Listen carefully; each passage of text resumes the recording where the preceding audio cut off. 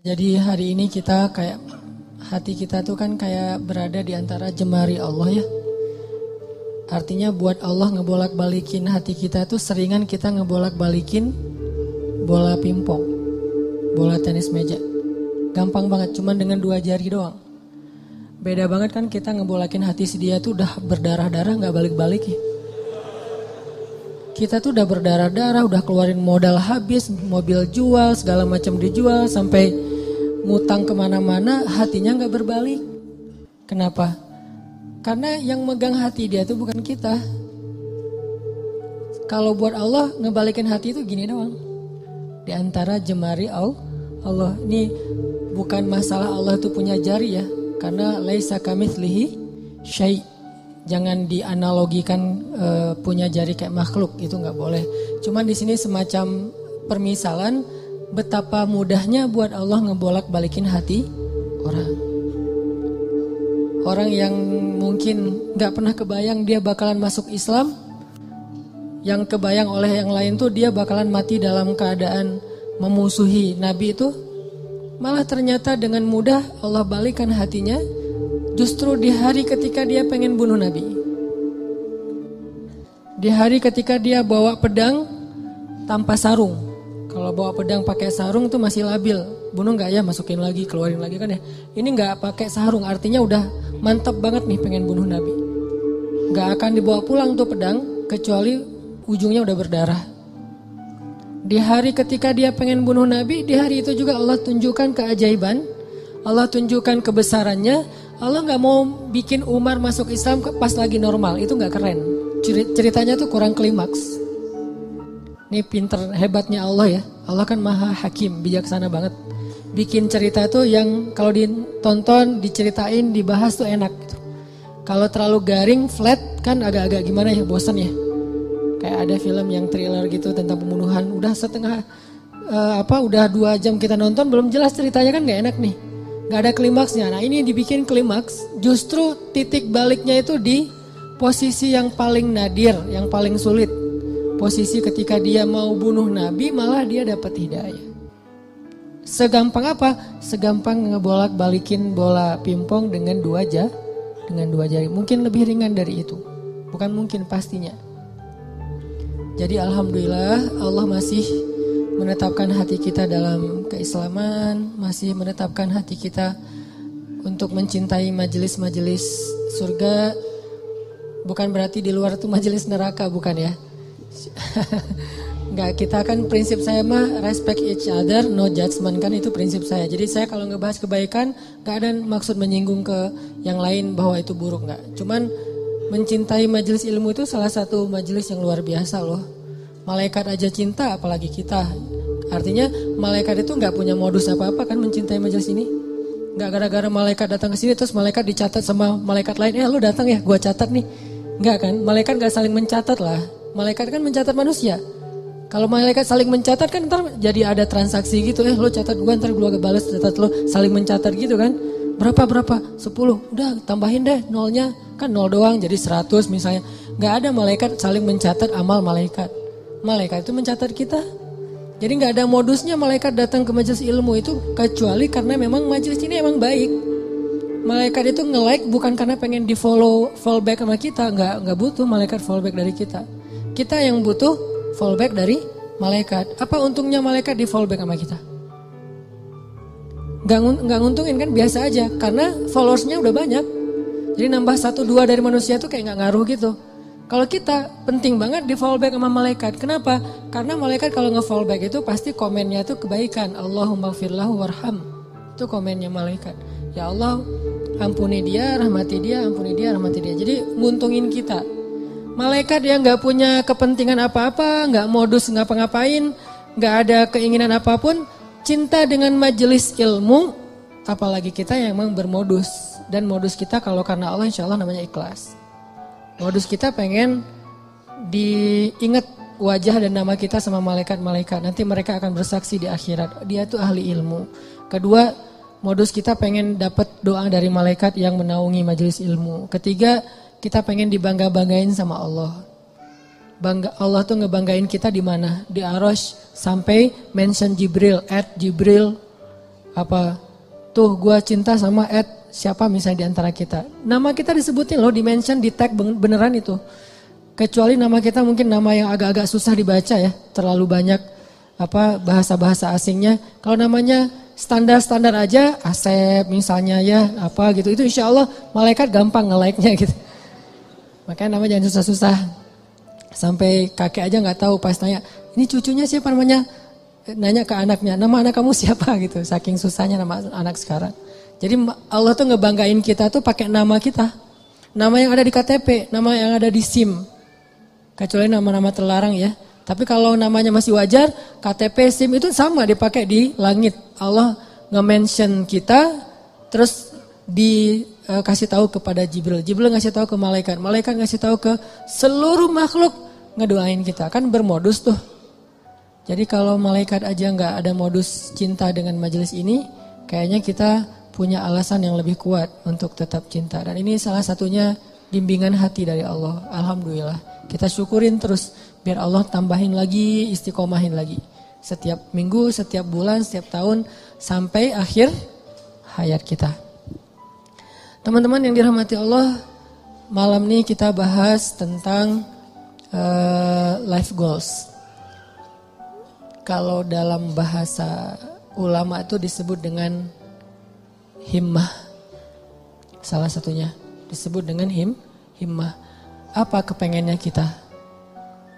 Apa yang bikin kita happy? Apa yang bikin kita ngerasa hidup itu meaningful, bermakna? Ini namanya himmah. Mungkin kalau bahasa sederhananya life goals. Sebelum kita ngobrolin tentang masalah himmah, life goals ini, coba kita baca satu paragraf kecil di dalam surat Ali Imran ayat 35. Biar gaung tilawah kita itu makin menggetarkan arasy Allah dengan kebaikan. Surat Ali Imran ayat 35.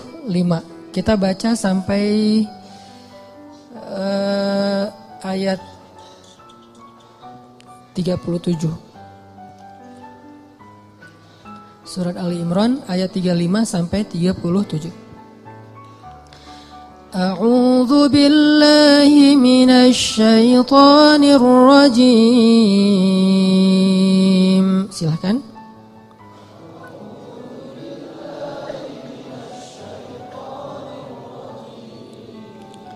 Bismillahirrahmanirrahim.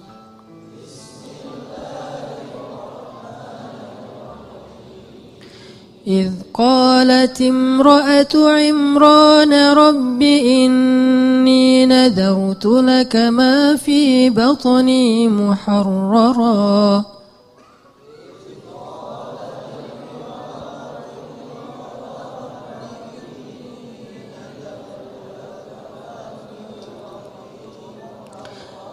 فتقبل مني إنك أنت السميع العليم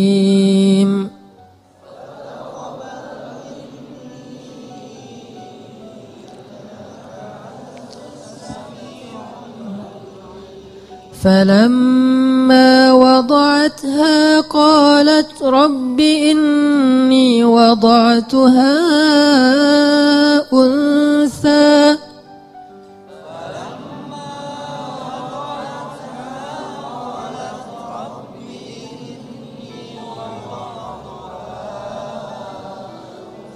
والله أعلم بما وضعت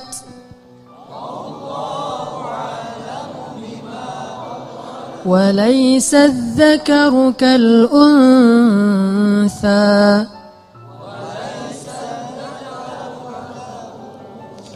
وإني سميتها مريم وإني أعيذها بك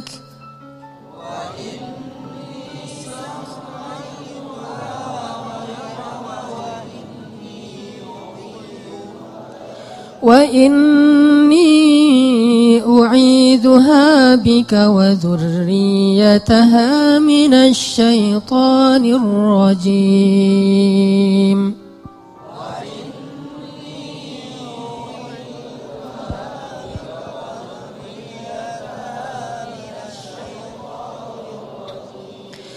فتقبلها ربها بقبول حسن وأنبتها نباتا حسنا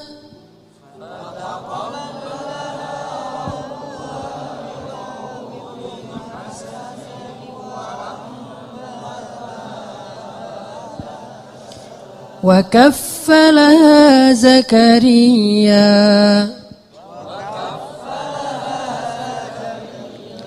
كلما دخل عليها زكريا المحراب وجد عندها رزقا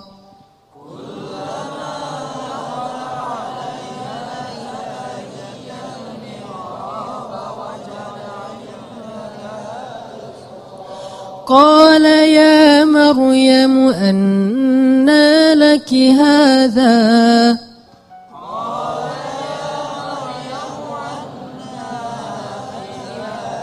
قالت هو من عند الله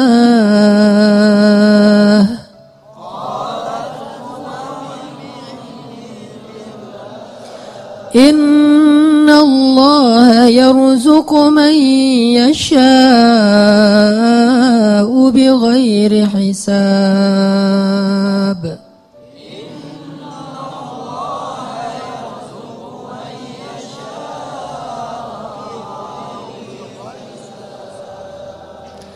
Ingatlah kisah ketika istri Imran berdoa, "Ya Tuhanku, sesungguhnya aku bernazar kepada Engkau agar janin yang ada dalam kandunganku kelak menjadi seorang hamba yang berkhidmat kepadamu di dalam masjid, yaitu Masjidil Aqsa.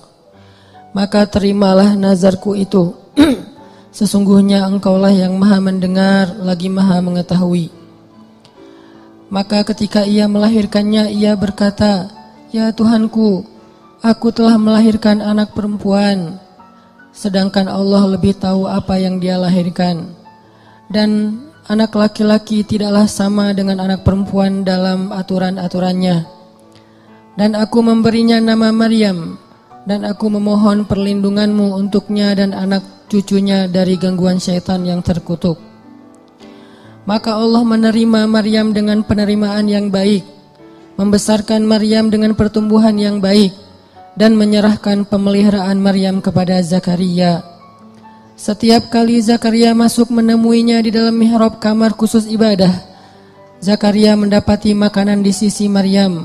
Lalu Zakaria bertanya, "Wahai Maryam, dari mana engkau memperoleh makanan-makanan ini?"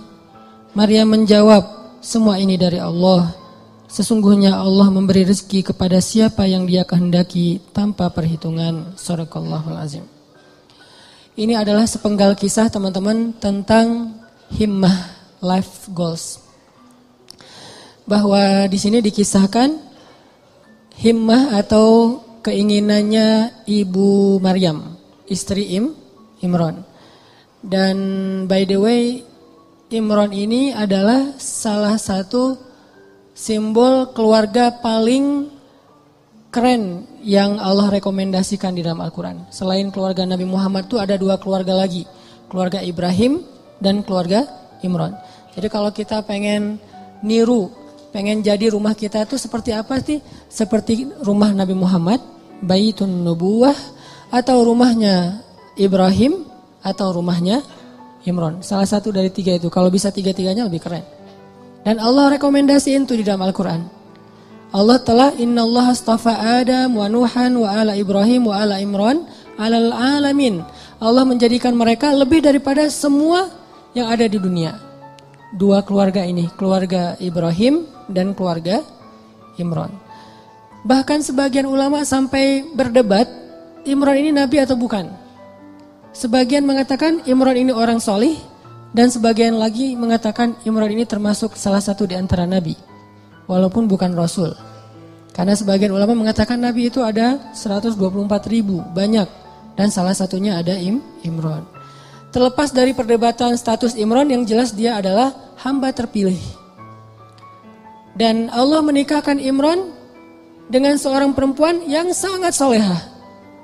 Perempuan yang gak sembarangan perempuan.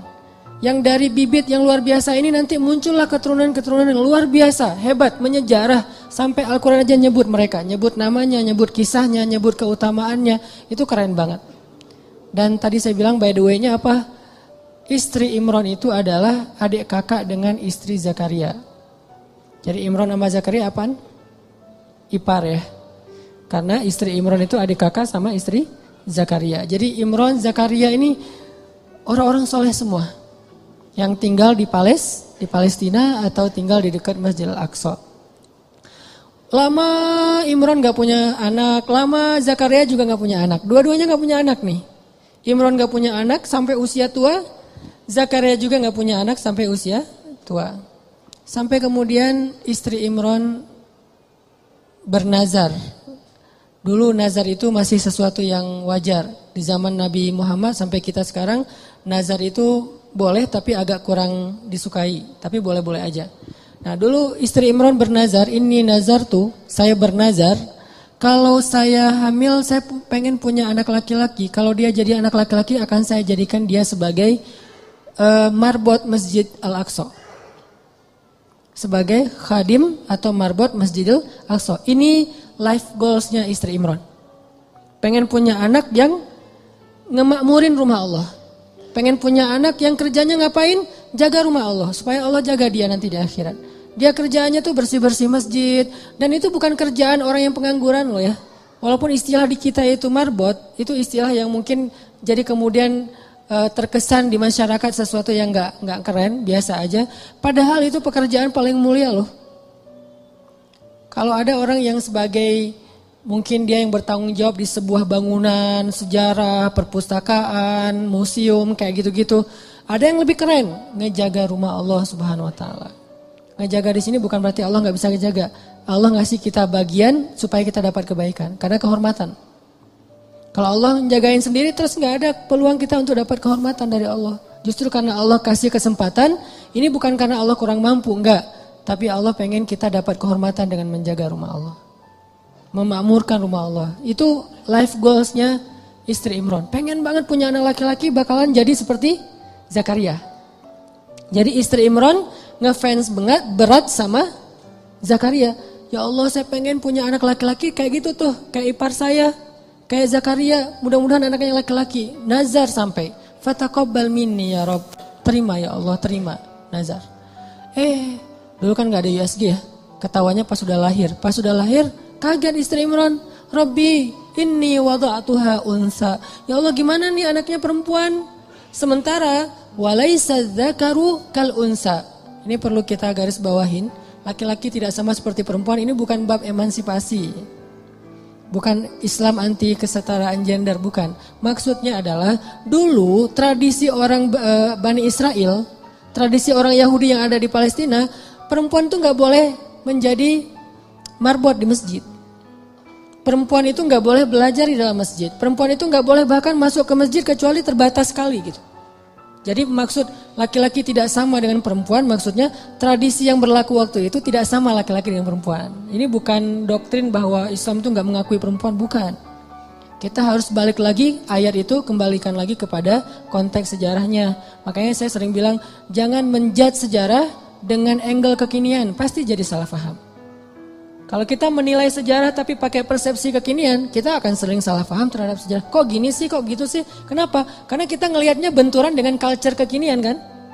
Makanya kalau pengen ngerti sejarah, pakailah angle sejarah.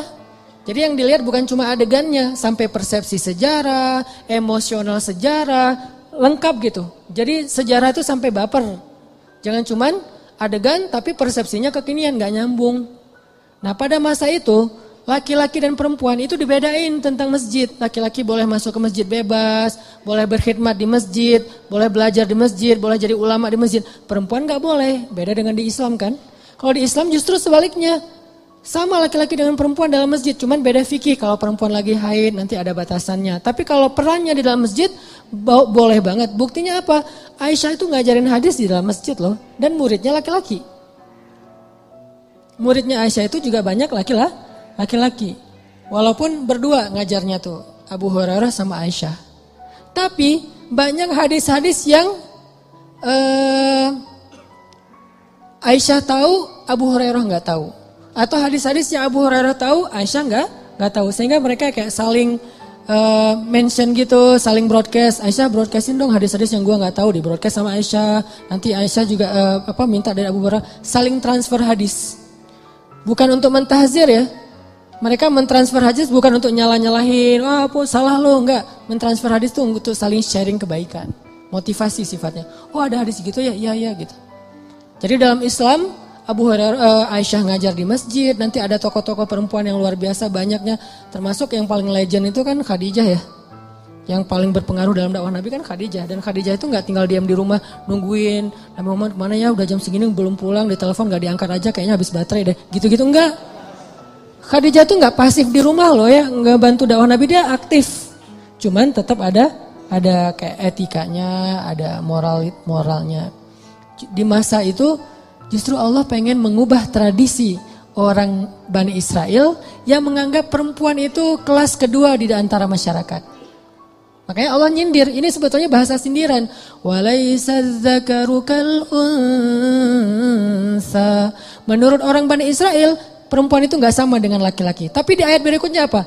Fataqabbalaha rabbuha biqabulin hasan. Tapi Allah sendiri nerima perempuan itu dengan penerimaan yang baik. Jadi Allah tuh pengen mengubah tradisi sebetulnya. Biar kita gak salah paham terhadap ayat ini. Tuh ayatnya tuh gak sama laki-laki perempuan. Yang gak sama itu bukan dalam persepsi ayat. Bukan dalam persepsi Allah, dalam persepsi masyarakat. Dan Allah mengubahnya dengan kalimat fataqabbalaha rabbuha biqabulin hasanin. Justru Allah nerima perempuan itu dengan penerimaan yang sangat istimewa. Dia sediakan khusus mihrab buat dia, diberikan keutamaan buat dia, sampai turun makanan aja dari langit coba. Kurang apa perlakuan Allah? Treatment Allah ke Maryam tuh lebih istimewa daripada cowok-cowok yang udah lama di situ. Banyak tuh cowok-cowok, ada yang jomblo, ada yang udah nikah, itikaf di masjid, terutama yang jomblo ya. Masih punya banyak waktu lah buat itikaf kan. Kalau udah nikah, kalau keseringan itikaf zalim juga sama istri ya kan ya. Kalau udah nikah mah dijadwalin seminggu sekali. Tapi kalau masih sendiri, itikaf aja setiap hari gak masalah. Apalagi kos-kosan gak sempat bayar, udah masjid aja. Jadi udah lama di masjid kayak gitu, tetap aja Allah gak ngasih hidangan dari langit. Sedangkan cewek, Allah kasih hidangan dari langit. Di sini menunjukkan bahwa Islam itu menghargai perempuan banget loh. Bisa dibilang jarang banget ada orang yang dapat hidangan celeng datang dari langit. Itu udah buah yang seger, yang udah kualitasnya luar biasa. Di depan Maryam, Zakaria aja sampai terheran-heran. Padahal Zakaria itu jelas-jelas sepakat ulama dia itu nabi. Zakaria aja terheran-heran dengan perlakuan treatment langit kepada Maryam. Sedangkan Bani Israel melecehkan Maryam. Jadi maksud walaisa dzakaru kal unsa, tidak sama laki-laki dengan perempuan di sini adalah Allah lagi nyindir tradisi Bani Israel. Itu maksudnya. Bukan dalam Islam itu laki-laki dan perempuan itu dibeda-bedain, bukan. Udah gitu, ya udah deh kalau gitu udah terlanjur lahirin anak cewek, masa mau digimanain lagi gitu, masa dioperasi segala macam, enggak, susah. Akhirnya ibu Maryam menamakan anaknya Inni Sammaituha Maryam. Apa arti Maryam secara bahasa? Khadimah. Maryam itu secara bahasa artinya marbot, cewek. Jadi arti Maryam itu khadimah, yang berkhidmat. Itu bahasa dulunya adalah Maryam, kemudian jadi bahasa Arab. Inni sammaituha Maryam. Saya pengen ngasih dia nama marbot perempuan, bahasa singkatannya Maryam. Mudah-mudahan engkau menerima dia ya Allah. Akhirnya dikaderlah Maryam dari kecil. Bayangin teman-teman, Maryam usia 3 tahun udah nanya-nanya ke ibunya, "Mah, kapan aku ke Al-Aqsa? Kapan aku beribadah di sana? Kapan aku disantrinin? Kapan aku dimasukin ke pesantren?" Itu 3 tahun udah minta-minta kayak gitu. Malah ibunya yang enggak tega, "Mah, aku kangen dengan Al-Aqsa." Karena belum waktunya, karena ada waktunya nanti dia boleh ke Al-Aqsa. Maryam setiap hari naik ke atas bukit menghadap ke arah Al-Aqsa dan berbicara dengan Allah. Ya Allah, aku kangen dengan Al-Aqsa. Ya Allah, aku pengen ke sana. Ya Allah, ini daya tariknya Al-Aqsa. Jadi salah satu ciri orang beriman mencintai Al-Aqsa. Itu salah satu di antara bagian dari keimanan. Mencintai Al-Aqsa. Bukan karena konfliknya, bukan karena sentimen terhadap Israelnya, bukan. Karena emang kayak gitu turun-temurun dari zaman dulu. Ini tradisi. Tradisi spiritual namanya. Dari zaman Nabi Sulaiman udah kayak gitu. Zaman sebelumnya juga kayak gitu. Zaman Musa juga kayak gitu. Tradisi spiritual yang diturun-temurunkan. Dan Maryam kecil, anak usia 3 tahun, udah cinta banget dengan Al-Aqsa. Pengen kesana, mah kapan. Kenapa bisa punya anak kayak gini? Life goals ibunya. Himmah ibunya. Jadi kalau salah satu rahasia dari life goals itu kalau benar-benar kuat jadi himmah, nanti kita belajar apa bedanya himmah dengan sekedar basa-basi. Kalau benar-benar jadi himmah teman-teman, itu akan jadi kenyataan loh. Gimana kita jadiin life goal kita jadi kenyataan, life goal kita jadi keajaiban. Walaupun rintangan ada aja kayak istri Imran. Kok lahirnya anak perempuan? Justru Allah pengen ngasih banyak hikmah, banyak luar biasa pelajarannya lewat skenario kayak gitu.